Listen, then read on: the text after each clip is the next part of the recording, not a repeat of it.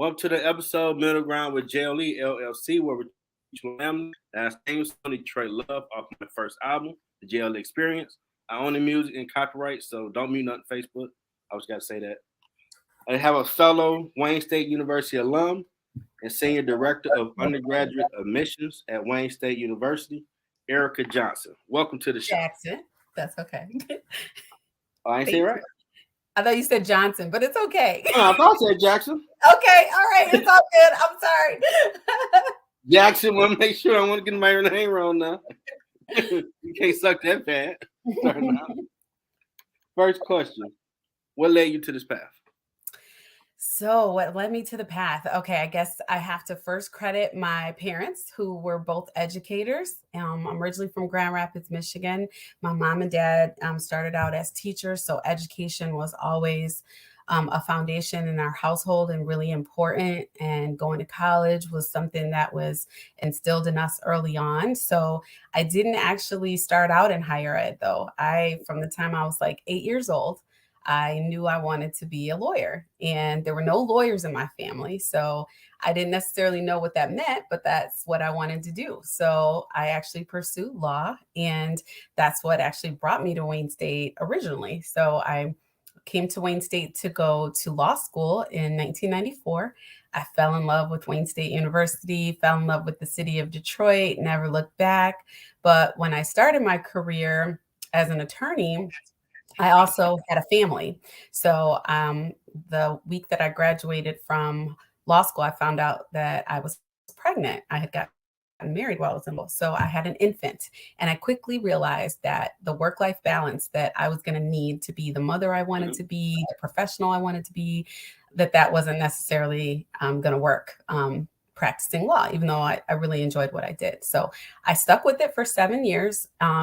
And had 2 more children, and realized that it was time for me to do something different. But I didn't know what that was yet. And thankfully, I ran into a colleague of mine, another Wayne State alum, who was working in development at the law school. And so my first job in higher ed was working as the associate director of development at Wayne State Law School. So I was able to raise money for scholarships.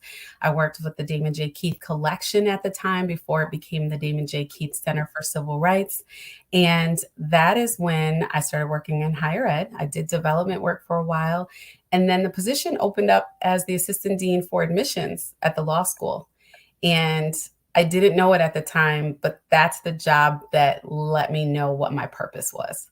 And so I was able to help students get into law school, to counsel them about what they needed to do to be a successful law school candidate. And I eventually also worked in student affairs, so helped them, get through law school successfully. And then eventually I was asked to if I was interested in working on the undergraduate side. And I really loved my job at the law school, so I didn't do that right away. I kept saying, no, I really like the law school. I really like what I'm doing. And the third time, because I'd also wanted to do something more. Like, I'd been working at the law school in admissions for like 8 years, and I felt like I still had some professional growth and development to do, but I didn't know what that was. And so it was like the third time I felt like God was tapping me on the shoulder, like, you said you wanted to do more. This is more. And so I took the nesty plunge, and I interviewed for the position as director of undergrad admissions at Wayne State, and I got the job. And so that's what I've been doing for the last 7 years. And even though I knew that, I found my purpose in admissions work in grad school, one of the things that I realized over time, and Wayne State is a wonderful university, and it's a place where we have an access and opportunity mission. And that's also is true for the law school. But at the same time, the law school admissions is much more competitive. And so, it was disheartening to meet with a lot of Black and brown students who wanted to be lawyers, but didn't have the counseling that they needed when they were in high school, so that they knew what they needed to do while they were in college to then be a successful law school applicant. And that's the reason why I knew I needed to do undergraduate admissions, because in order to build a pipeline to the law school, I needed to make sure that I was building a pipeline of more students going to college and getting a college education. And again, I don't think I could do admissions everywhere, but I know that I meant to do admissions at Wayne State and at a place where we value diversity. We value, again, removing barriers to education. We serve a lot of families that are first generation college students. About a third of our incoming students are first generation, the first in their families to go to college. And although my parents went to college, no one else in my family, both on my mother or my father's side, had ever become an attorney. And when I think about that, that's like mind blowing to me. Like in the Amazing. hundreds of years of, people in my family before me, Wayne State gave me that opportunity. And so it changed my life. It changed the, trajectory of my life and the life of my family. And so, I'm a grateful alumni, but I'm also a really proud administrator there, because I believe in the mission of the university. And again, I believe in the value of higher education. So that's the reason why I know I'm working in my purpose now, and I found my purpose. Okay, now I read that starting this fall, they're gonna have a new bachelor's for law degree. Yes, in fact, our colleagues from the law school came to our counselor meeting on Friday to talk about that. So, yeah, we're one of the first schools in the Midwest to offer a full bachelor's degree. It's a Bachelor of Arts in Law, and it's a partnership with our law school as well as our College of Liberal Arts and Sciences. And a few years ago, they started the minor in law program. So, this really gives students who may be interested in a career in law or a law adjacent field, like if they wanted to, be a police officer, if they wanted to work in federal government, if they wanted to work in nonprofit, but they wanted to have that law background, that major in law is a great place for them to start, especially if they are thinking about going to law school. They could either minor in law and choose another academic discipline and then supplement that with a minor in law, because they're taught by actual law school faculty members. They actually take their classes at the law school. So they get to, get their feet wet and see if that's really what they want to do. And one of the things that I most value, even though I'm not practicing law every day anymore, the education that I got was amazing. And, I didn't understand the phrase, but people used to say it to me all the time before I went to law school. Like, law school helps you think like a lawyer. I didn't know what that meant. But having gone through law school and graduated and practiced law, what that means is fundamentally a few things. Like, I can think of two in particular. Law school helps you synthesize large amounts of information. It helps you spot issues and find solutions to those issues or problems. And so it gives you those skills, and it gives you critical thinking skills. And, if you're involved in something like moot court, like I was, then it also gives you really good oral communication skills. And even though, again, I don't practice law anymore, I use those skills every single day. So those are skills that anybody, can learn now while they're and, the Socratic method, being terrified about being called on in class, without any notice, and, having to just be on call, like for the whole class. Like, that means you got to come to class prepared. Like, those are things that, you never forget. So and that teaches you too, to always be ready. Like, you just always have to be ready. So. Man, I took business law. We had to do those case briefs. Yeah. Oh, yeah. Oh my God. Like, wait a minute, dude. You mean I need to go read that whole case, which was like 30 pages, Oh, yeah. and put all the pertinent information into one page?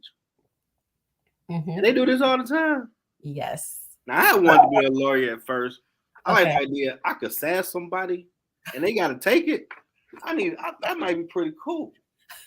But 10 years and you got to get a past the bar. Like, well, I do 10 years of my life and I don't know about that. Yeah. Yeah. It's That's no joke. It's no joke, but it definitely, yeah, teaches you a lot. Now, when you started as the associate dean of undergrad, did you ever think about becoming the senior director? Oh, like when I started at the law school, like in the associate director role, and then became the assistant dean.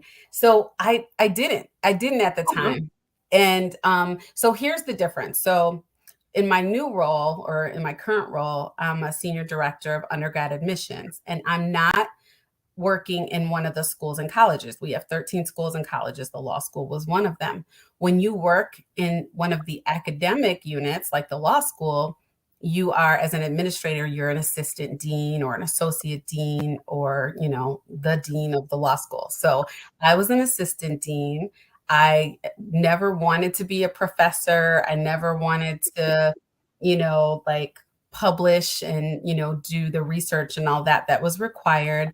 But I did want to be an administrator. But at the law school, that was the only position that I would be able to hold there, was the as the assistant dean of admissions. And then eventually, like I said, I wanted more. I knew that I could be helpful to our students who were going through law school. So I did both, admissions and student affairs for a while. And that is actually what prepared me for then going and working in the undergrad admissions office, which services all of the schools and colleges, with the exception, obviously, of the medical school, the law school, but all the other program or colleges that have undergraduate programs.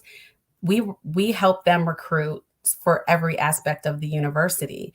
And so it was helpful for me to understand the full student journey, to understand retention and student success, and the types of challenges that students, deal with while they're in college or in graduate school. So I feel like that job definitely prepared me for the job I have now.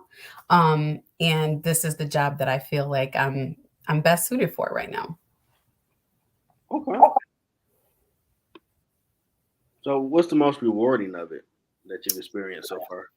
Definitely the most rewarding thing for me is when I know that either the policies that we have or the things that we do are able to remove barriers that existed to higher education.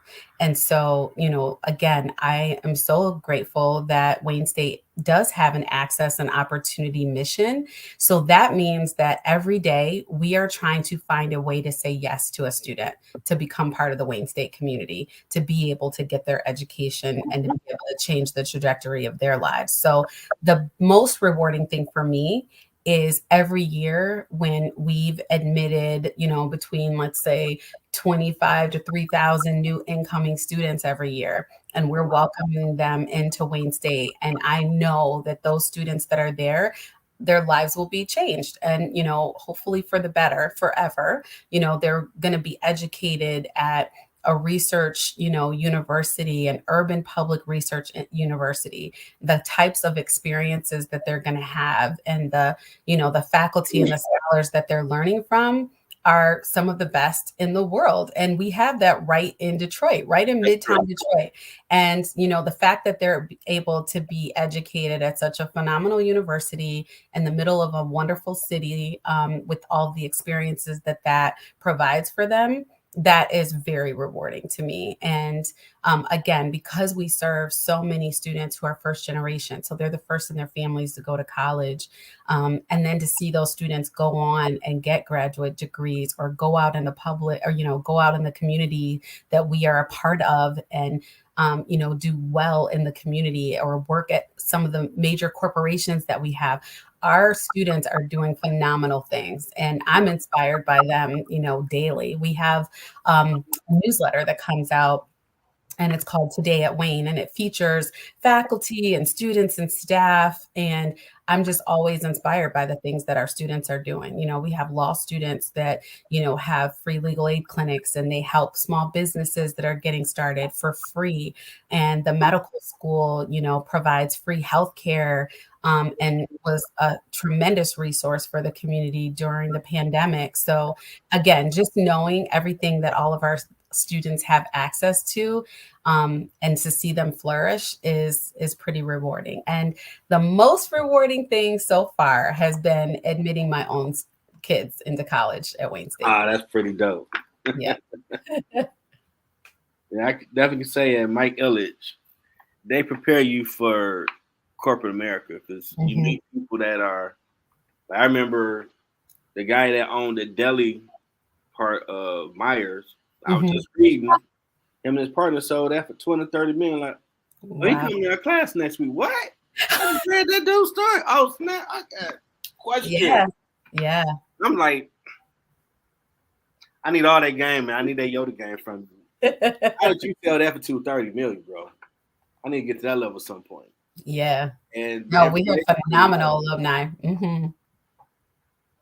My youngest daughter is actually a first-year student at the Michaelich School of Business. Oh yeah, man, they give you the game all day. It definitely, like when I was a custodian at Wayne, so always union. You look at it one-sided. You will get indoctrinated to see the other side of the scope. And I found myself a lot of times we have conversations. Oh, wait a minute. You're going to bull job today and not do your fair share and you complaining? What if you were the boss and hired someone to cut your grass and they have how would you feel? Oh, I'd be upset. Now flip it around. Man, you in that college stuff, Joe. I'm just saying. I mean, I see both sides now. Yeah. You know, man, you learn a lot there. All the colleges teach you a lot. Even when I had music, that ear training, that's like Star Trek stuff, man. Have you heard about the new Hillberry Gateway project? I can't wait. I'm going to go next week for like Insiders event. So that is the new, so the Hillberry Theater now has an entire addition to it that includes the Valade Jazz Center. So it's an amazing new space for theater productions, for musical concerts, and just all the things related to the arts. And it's really exciting. And it's, I don't know if it's already officially open, but as university employees, we get to go next week to get like a preview and to find out all the other wonderful things that are there. But it's amazing, and it's a great resource for students that are, in music, theater, dance. It's just going to be a game changer. Well, I know I saw, I'm saying her name right, Tonia Williams. She owns her own car, like the car service. I'm saying it right, and she had pictures of the Hillberry that they just opened. Yeah, I'm like, oh, they opened it. I remember when I left, they still building on it. Yeah. So now it's finally looks awesome. Yeah, it's beautiful. It look awesome. Shout out to her for what she's doing, because she always doing big things around the city with her company. Okay. Anything you want to promote? So it's interesting because I don't have my own small business. I don't like sell anything. I don't have a side hustle, but I will promote my younger sister has a plant-based hair company called The Joy of Curls. And so she makes natural plant-based products for people with textured hair, and a portion of her proceeds helps support kids in foster care.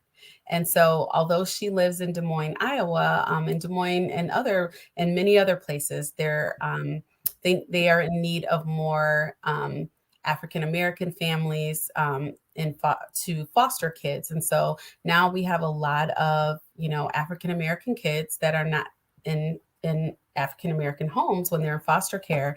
And so one of the challenges is doing their hair. So my sister has a love for that. Her name is Joy, and she is The Joy of Curls. So you can go to the Joy of Curls shop and find her. So I'm not going to plug me, but I'm going to plug my sister because it's like a family-owned business. So. Okay, and Tonia is a valet service, I believe. I was just thinking, like, make sure you're going to say the lady's name, make sure you say her stuff right. Yeah.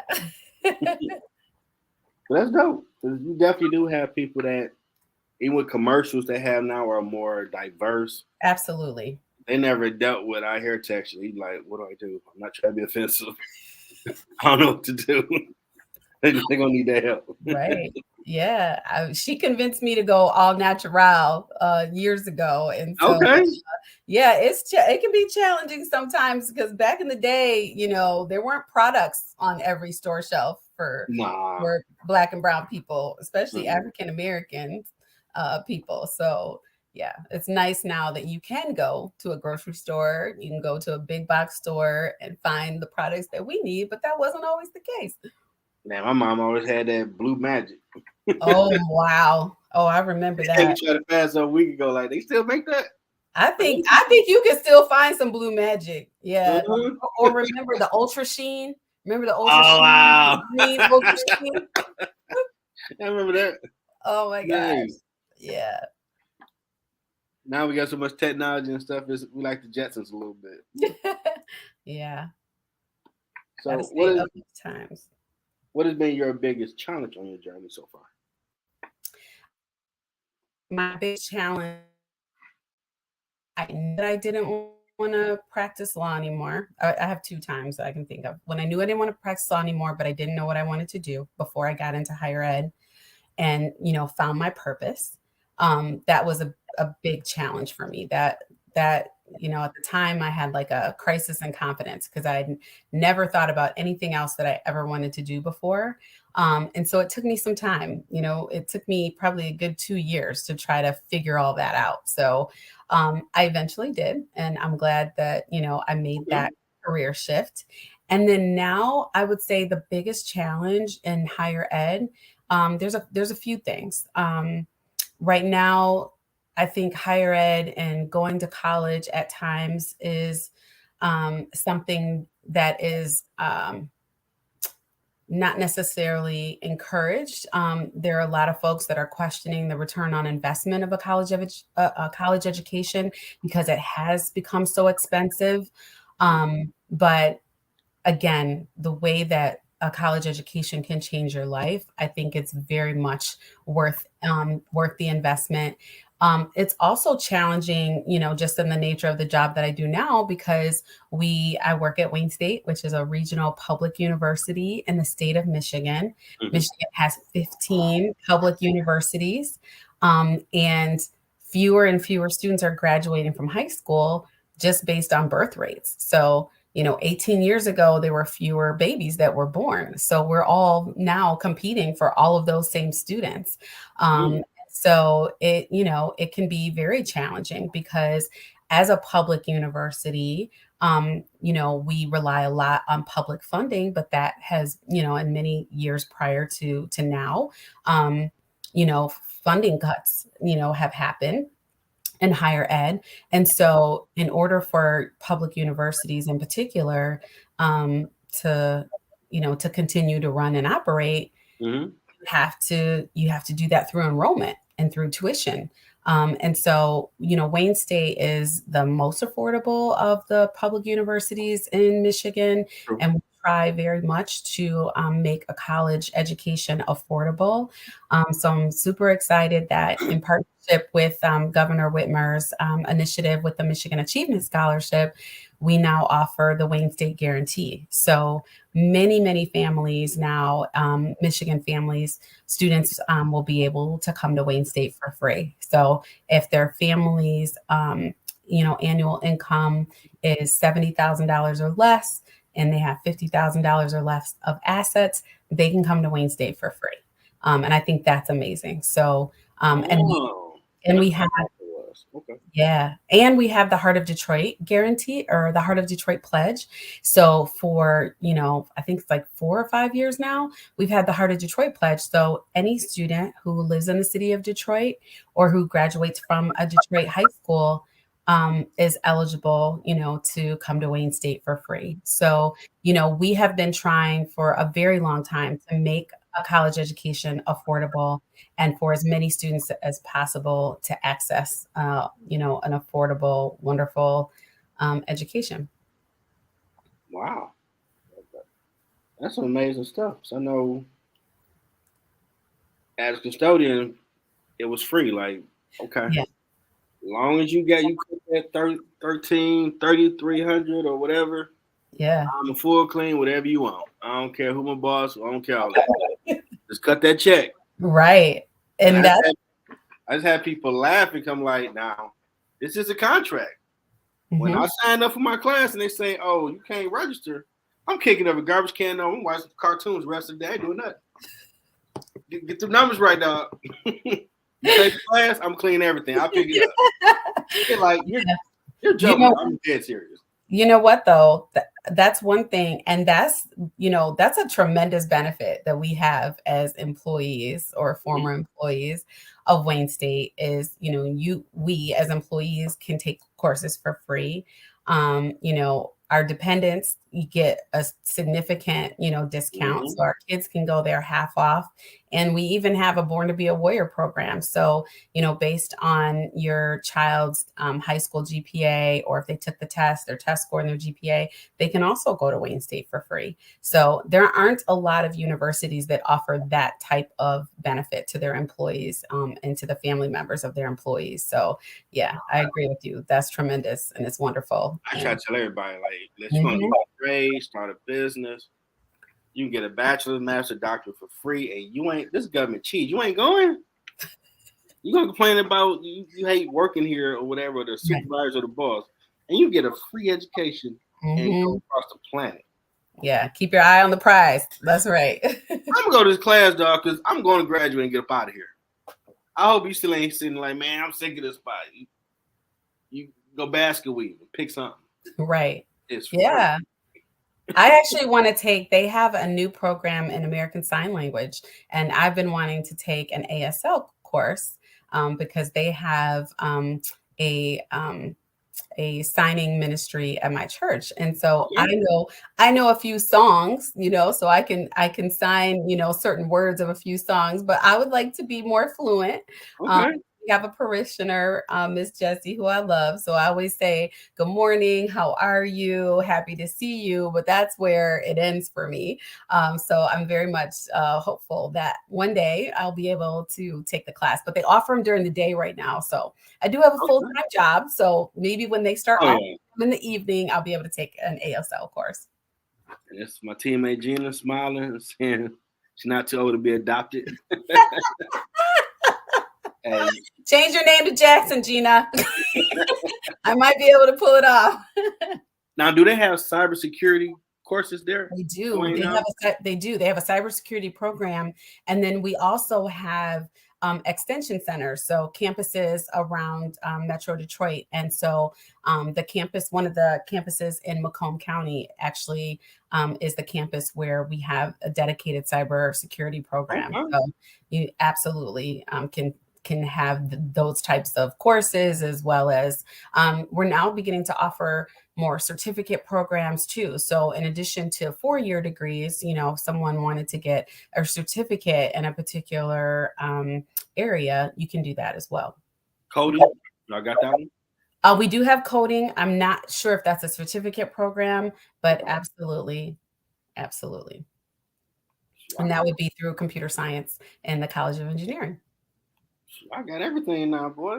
I came No, up in this I school. try to tell people, I mean, we have more than 350 degree programs. So there's pretty much something for everyone. And my story about that is that I try to share with students and families when they come to our, Sure. is that, I think when we tell people, oh, Wayne State is a public research one university, Carnegie rated, like the Mhm. highest Carnegie rating. So tell people what that means. What that means is you can start there as an undergraduate student and go all the way through and get your PhD. You can also get a medical degree. You can also get a law degree. And you can't do that at every university. But the more important thing, for me, when I'm talking to 17-year-olds that are trying to figure out where they want to go to college, is, some folks have it figured out and they know exactly what they want to major in. A lot of Mhm. people come to college and they think they know what they want to major in, like me. My high school counselor told me, oh, you want to be a lawyer, you need to major in political science. I took my first political science course, hated it. Then I was like, okay, maybe I took a world politics class as an 18-year-old. I was If I went and took that class now, I would love it. As an 18-year-old, my worldview was too small to appreciate that. So then I was like, okay, maybe psychology. I took a psychology course, but I took one of the Ah, science, intro was awesome. but it was more of the science based, psychology, as opposed to the Bachelor of Arts based psychology. So I was like, yeah, I don't know if this is it. And then I took an argumentative writing course. and I loved it. And thankfully, my professor, it was like the end of my sophomore year. So I hadn't even, figured out what I was going to major in yet by the end of my sophomore year. And she was like, Ericka, have you ever thought of majoring in English? Of course I hadn't. My mom majored in English. Like I was not gonna be, I was not trying to be a teacher. I was not majoring in English, right?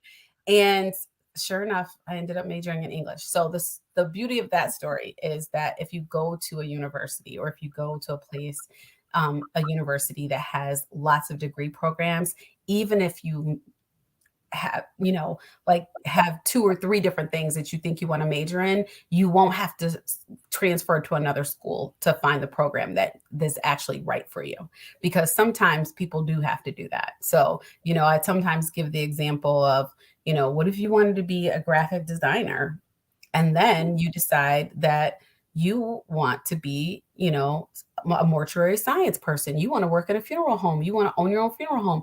At Wayne State, you don't have to go to another university. We're the only university in Michigan that has a mortuary science program. So there is something for everyone. And that's what I try to tell students and families that I talk to, that that's the beauty of going to a place like Wayne State, somewhere there that we have, the depth and breadth that we do in degree programs and faculty expertise and all of that. You're right. I went from engineering to music management, dropped out, went back, business management. Right. So they did have what you need. Exactly. Yeah. Now, Gina says, maybe we can trade. I can teach something. Looking for cyber legal studies. Interesting. So in that case, there is a minor in law program and there's a new bachelor's of law program. And so in the college, both are through the College of Liberal Arts and Sciences. That's one of the partner colleges. And in College of Liberal Arts and Sciences, you have to select a major, but you also have to select a minor. So you can do cyber studies as a program and then do a minor in law, or something like that, or double major. But yeah. And then the beauty of law school, though, is that when you go to law school and you get your degree in law, it's the Juris Doctor degree, you don't specialize. So every law school graduate, like we take everyone takes the same classes their first year. And then after that, you get to select your courses. So the funny thing for me is I loved criminal law because I loved constitutional law. So I took criminal procedure courses, but then I also took all the courses that were going to be on the bar exam because I was only trying to take that joker once. So I was like, yes, I was like, let's only do this once. So I did that. And even though I knew I wanted to practice employment law, I never took an employment law class because it never just like fit right with my schedule. But they also very much focus on and encourage students to do clerkships or to work at law firms while you're in law school, so you can get that hands-on experience and you can apply what you have learned in the classroom with what you'd actually be doing as a lawyer. So I was very, very fortunate.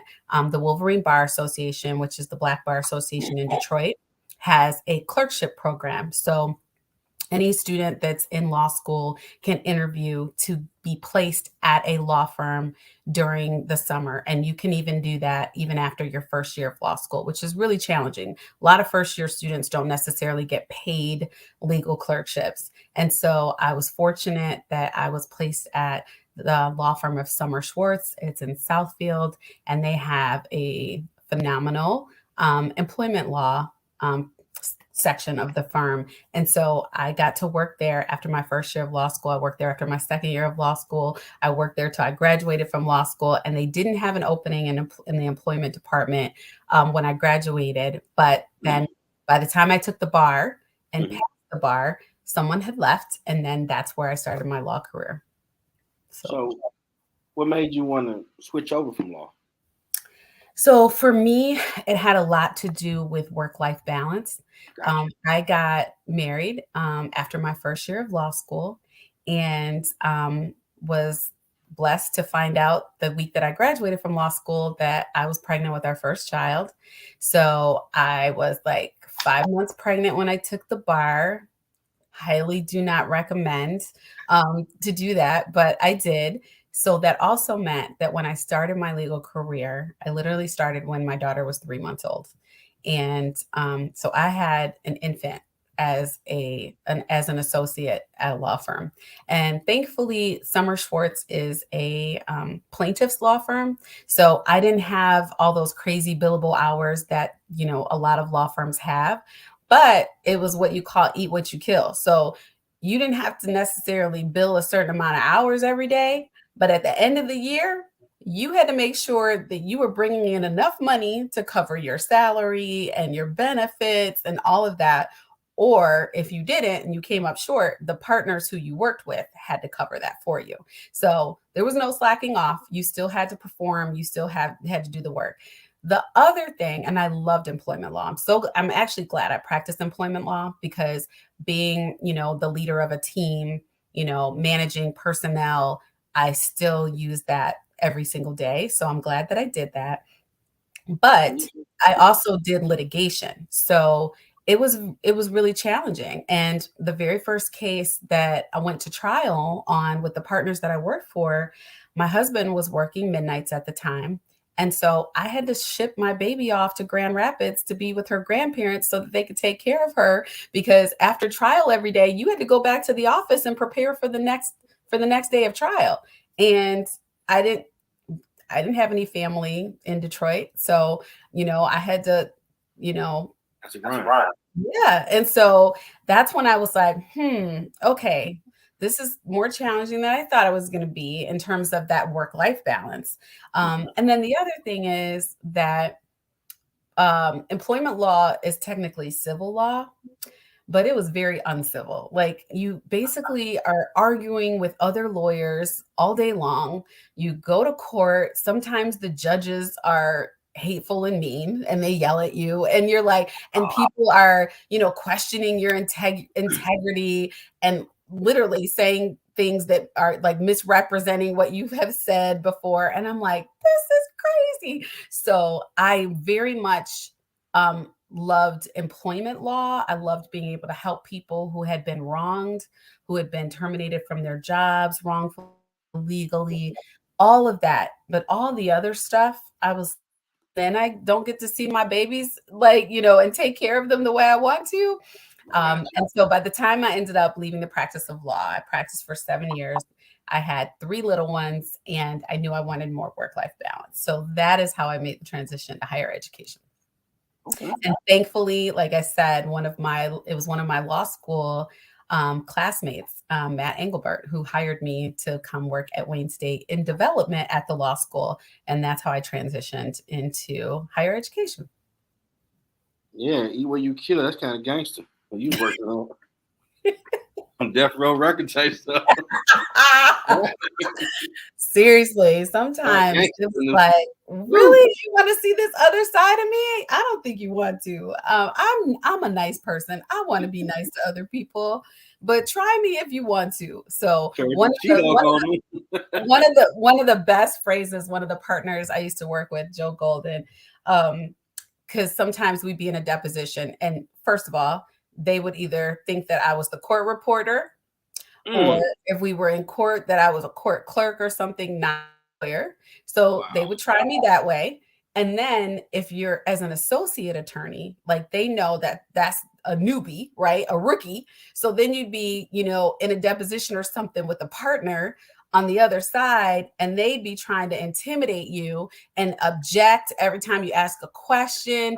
But I love Joe Golden. He taught me this. He was like, it's a deposition. There's no judge there. So there's no one to determine, right or wrong, whether that was an appropriate question or not. So their client has to answer the question. They can object later, but they have to answer the question. He was like, so just look them in the face and say, duly noted, and turn to their client and say, you may answer the question. And so I was like, oh, I love doing that. That was fun. Because it gave you something to say and you knew you were in the right and you didn't have to be flustered by someone else trying to throw you off your game. So there definitely is a lot of gamesmanship and chess playing in litigation. Yeah, I was about to say like some high tense chess going on in there. Yeah. I never learned how to play chess, but I You, did you, learn you do it that. all the time. You're talking about you probably be good at it. You know, Mm. with some people. Gina asked if I'm still open to practice law. So Hmm. I've learned in life to never say never. Okay. But I will say I don't miss litigation. But before I left the firm, I was practicing adoption law, which I loved Okay. because adoption law, I was either helping to represent a mother who had just had a baby who was putting their baby up for adoption. They were all private adoptions, or a family who wasn't able to have a child of their own and very much wanted, to welcome a child into their home. So we would be helping them with their adoption process. So in adoption, it was a beautiful thing because the attorneys on both sides were working for a common good, for a common Awesome. purpose. And so it wasn't so Yeah. uncivil. Yeah, it was more collaborative and yeah. So I would probably, if I did practice law again, it would probably be to do something like that. Say no litigation, cyber Cyber insurance. insurance, yeah, I agree.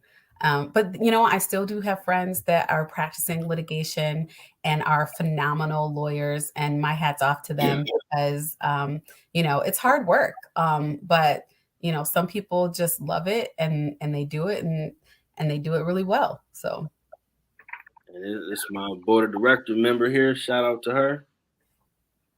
Wow, she was adopted. Dr. Angela, oh, wonderful. I love that. She says, "Let's be adopted." Yes, Same. absolutely. Yeah, that's why it was so rewarding and wonderful to work with, families who were adopting kids. Okay. Now, in your words, what has been your impact? I think for me, the biggest impact I think is again just opening the door of opportunity for students who want to get a higher education because again I know what that can do for students and for the trajectory of their lives. Like Wayne State has recently been recognized for being the best school in Michigan for social mobility. So again, when I talk about how about a third of our incoming students every year are first generation students, so neither their parents haven't graduated from college. And we know that when you earn a college degree, you're more likely to earn more wages and salary over time that can then lift your family either out of poverty or just being, just struggling, from paycheck to paycheck. And so I think the biggest impact for me is just being that person who can open the door wider for more people. Okay. So that's something that I very much am grateful that I get to do. And I would say going to college, it opens your mind to see the world in a different view. Because Wayne Hmm. really made you work in groups with different cultures so you learn each other. Because Absolutely. corporate America, y'all going to be partnering or getting jobs with each other. And on the college level, y'all can learn commonality of, well, what's the right way to greet your culture or whatever. Hmm. You learn that and you keep that knowledge. So if you come across a big deal for the company you work for, you know these people prefer that you shake their hand Right. firmly and look with eyes of respect, for example. And other Right. people just like, hey, what up, what up? I'm like, what is this? Who is this person? But you know from knowing one of your own, that's not how you engage now. You Right. know a lot of stuff like that. And open Yeah. your mind to the world, all the stuff you learn. Yeah, that's I think the beauty of Wayne State too is that we have such a diverse community of students. And so again, you learn from people from, all over the United States, from, like more than 70 countries our students come from. And so, at any given moment, you're, opening yourself up to something new and learning from other people that are different from you, who have different viewpoints from you. I think too that we are in such a polarizing time right now. We're in such a polarizing time. Yeah. And so college and, being at a university is a place where you can debate ideas, you can debate people, but you learn how to do that in a civil way rather than shouting and yelling over each other. You can listen to one another and maybe gain an understanding of somebody's perspective. That doesn't mean that you agree with it, but at least you're gaining a different perspective. So I think that's the beauty of college as well. I don't know if he's still there. I can't remember his name, but he was a staunch Democrat that I had business law with. Mm-hmm. First 30-minute class was current events. Okay. I had to brush up on it because that's when Hillary was taking on now former President Trump. Oh, wow. Like, we really talk about this in class. Like, yeah, I mean, you're going into law, you might work at a firm, this and that. These things you need to know. I'm like, okay, I gotta start brushing up on this stuff. I ain't paying attention. And we would chop it up like, oh, who's missing is a beer? Okay, not bad. I always wanted to see him after Trump won. He was like Democrat for life type person. Like, I know that class had to been awesome. It was rough for a while. It's still rough sometimes with the climate that we're living in and the politicians, and yeah, it's a challenging time right now. And laws matter. And laws matter. And voting matters. That's true. And voting rights matter. That's true. Yeah. Well, she got a book she posed right. Oh my gosh, you were holding my feet to the fire, Jeffrey. I ain't doing nothing like that. I just you already spoke it over me, and I think there's only like maybe 2 people that I've ever told that I have a book title that I've never written yet, but yeah. So after I wrote 2 books, it's Spider Sense, like you're talking to an author. Oh wow! Wait a while before you ask, just to be sure. I'll claim that. Okay. And it ain't been wrong so far. Like, okay. All right. Well, nowadays it's a lot easier to publish. Like you don't have to pay somebody else to to market your materials for you. You can market them yourselves on social media, and you can publish yourself through Amazon. I was waiting on that. Awesome. Proud HBCU alum. I love it. Don't rest Fisk. The Fisk University. I love it. Shout out to them, all the HBCU. I ain't saying nothing. Oh, wow. Wow. First draft November. Okay. Gina is holding me accountable. Yeah, that's Gina saying that. I ain't say that. Okay. All right. I'll take it. I'll take it. You know what? That's one thing about law school taught me too, is deadlines. Like there's a reason to have them. Oh, I love it. I will take all that. All right. All right. I'll connect with you on LinkedIn.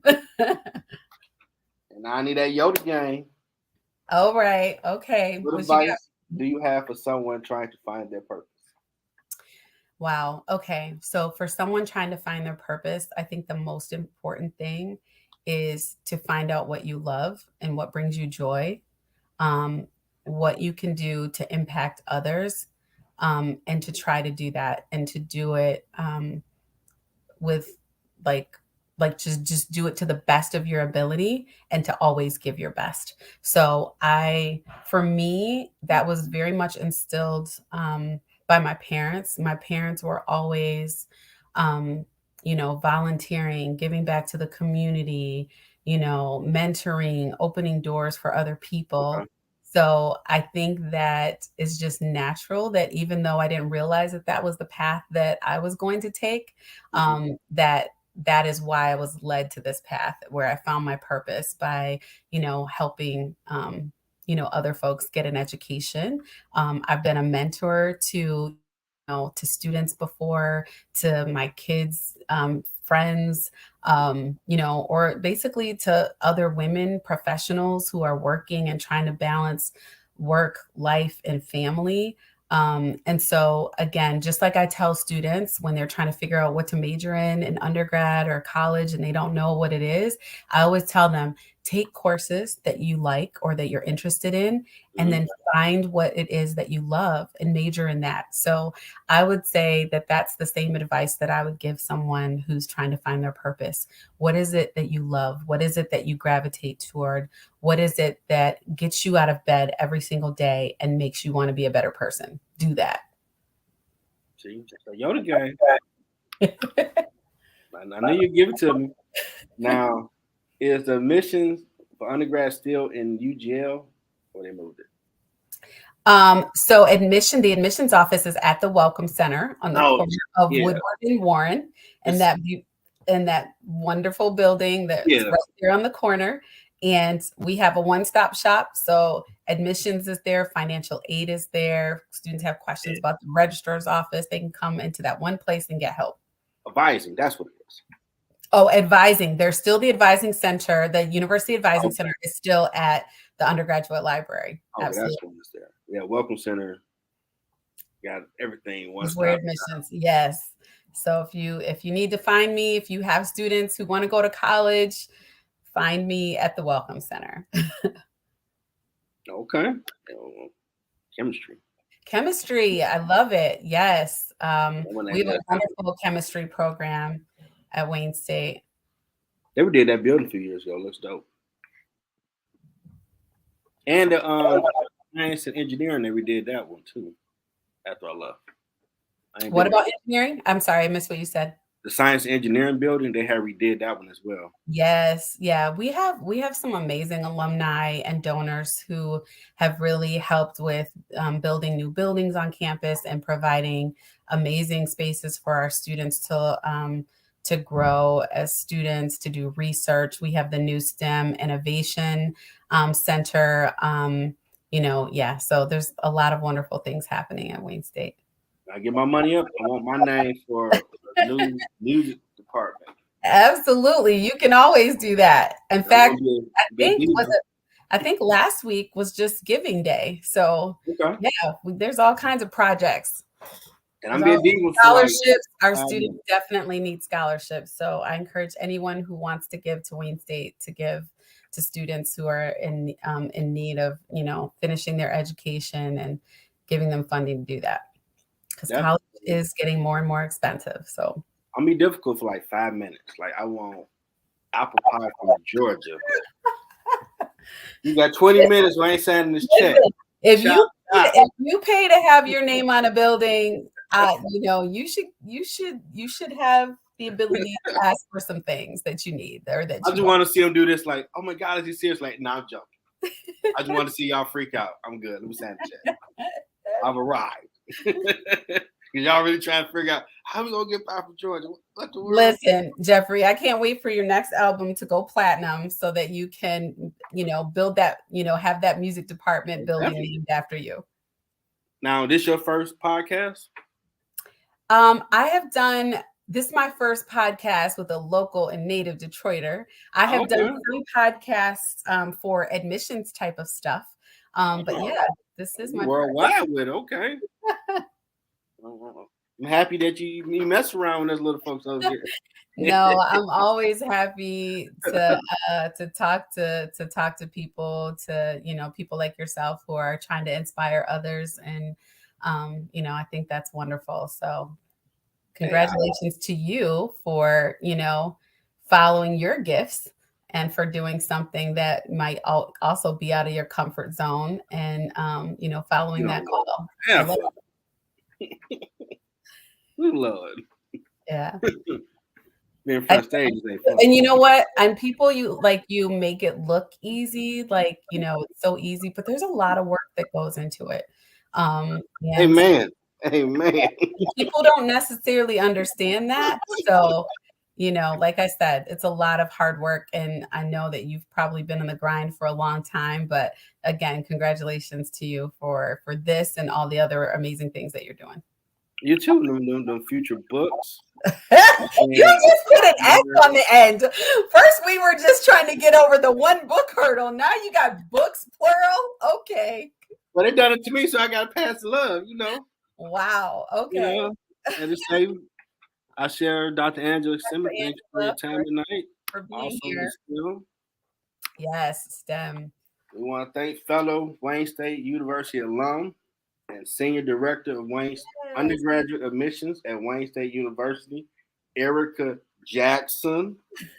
She was going to throw a pan at me. I want a problem. For sharing her journey. Whoever watched the live, appreciate you for watching and share it. Anybody watch the replay? If she can do it, you can do it. I've done it. You got to do something with yourself. Find your purpose. Absolutely. Until next time, y'all have a great night. Check out Ground Floor at 10:30. And if you want, you can go ahead and cancel it out after the outro plays. Okay. 313 Detroit love, the Motor City. Detroit love, can't nothing stop me. Detroit love, I love my city. Detroit love, that 313. Detroit raised me. Detroit.